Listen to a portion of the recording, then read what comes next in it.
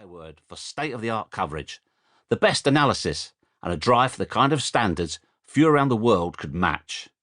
And I was proud of the fact that I'd been there from day one, alongside a small band of people who'd been tasked with revolutionising the way television fans consumed the game. Frankly, at that stage, Sky was untouchable. So the FIFA gig was a handy distraction, a break from gunning up and down England's motorway network or flying out to Europe for Sky's Champions League coverage almost every other week. It also helped that Sky's lead commentator, Martin Tyler, was doing a lot of the heavy lifting with the commentary on the FIFA matches, whilst another great friend, Alan Smith, was the pundit alongside Martin.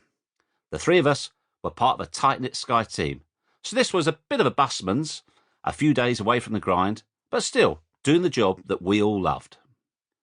Not that I saw either of them, as they'd recorded their parts in different studios on different days. Basically, Martin's commentary on a fictitious match would be simply driven by the whims and tactics of a gamer, and every now and again, when an incident demanded, he would throw to me, down on the virtual sidelines.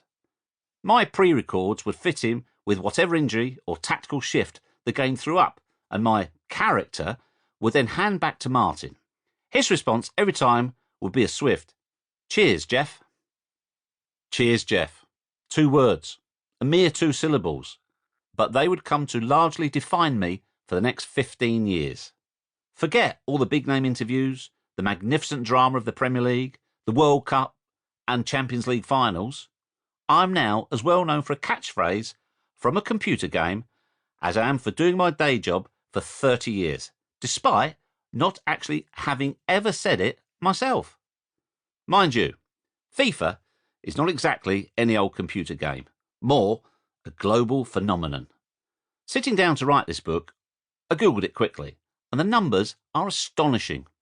My musings on groins and hamstrings, substitutions and virtual pitchside observations have been heard by more than 300 million people who've bought the game over the years, and Cheers Geoff has actually entered the Urban Dictionary, defined as a method of marking the moment when a person makes an unwanted or otherwise unnecessary remark which adds nothing to the conversation or is completely unrelated.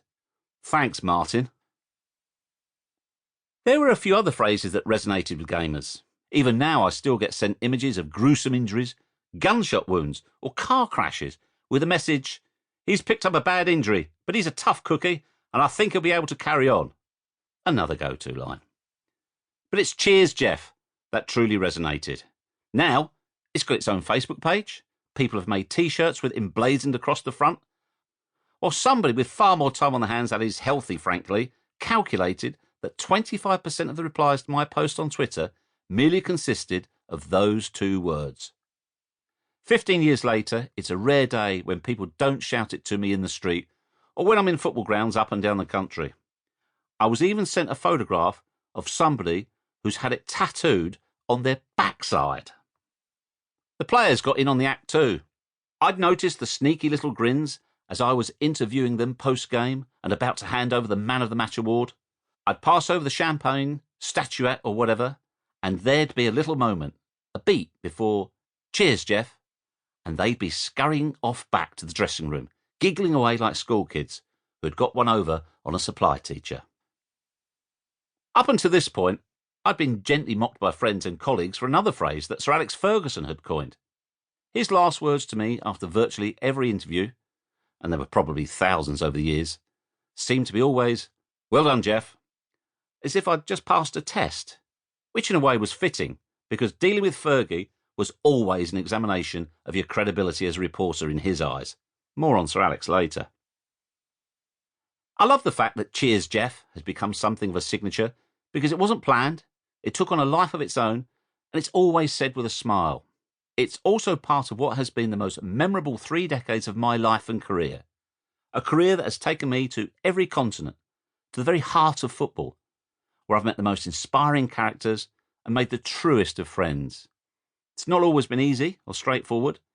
There have been times when my physical and mental health have suffered, when I feared my career was over before it had barely begun, and when I've made mistakes which still leave a chill hand on my spine when I recall them. But looking back over these last